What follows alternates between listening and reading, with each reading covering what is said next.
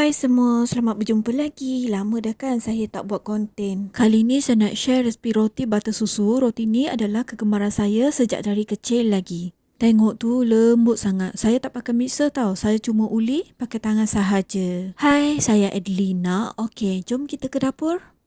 Bahan-bahan, 2 cawan tepung gandum, 1 sudu teh yeast, 1 sudu teh baking powder, 1 sudu makan gula, 2 sudu makan susu pekat manis, margarin 1 sudu makan dan 1 biji telur.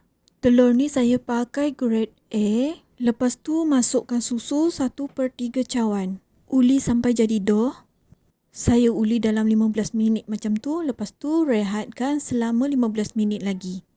Selepas 15 minit, saya uli lagi dan rehatkan lagi dough sampai kembang. Lepas tu saya nak buat inti butter. Bahan-bahan untuk inti butter, 100 gram butter, 2 sudu susu pekat, 70 gram gula halus, 120 gram susu tepung. Gaul sehingga sebati semua. Bila sudah sebati, masukkan tepung 70 gram. Selepas masukkan tepung, jangan kacau beria ya. Kalau tak, dia akan jadi terlebih lembut. Kacau manja-manja je dan jangan terlalu lama. Macam ni okey dah, dough saya sudah pun kembang.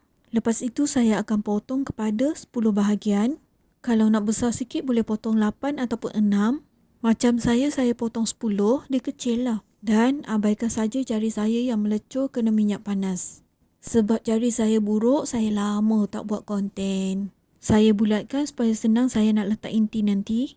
Inti butter tu pun saya bulatkan juga, tapi boleh je kalau nak pakai sudu. Lepas bulatkan macam ni, lepas tu balutlah dengan dough tadi.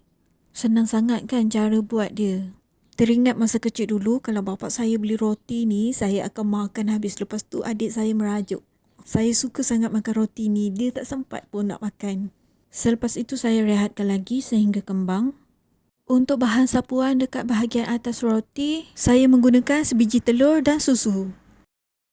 Sapu pada roti yang sudah kembang tau. Dan saya bakar pada suhu 180 selama 15 minit. Bergantunglah kepada oven masing-masing. Kalau dah masak, saya sapu lagi butter dekat bahagian atas dia.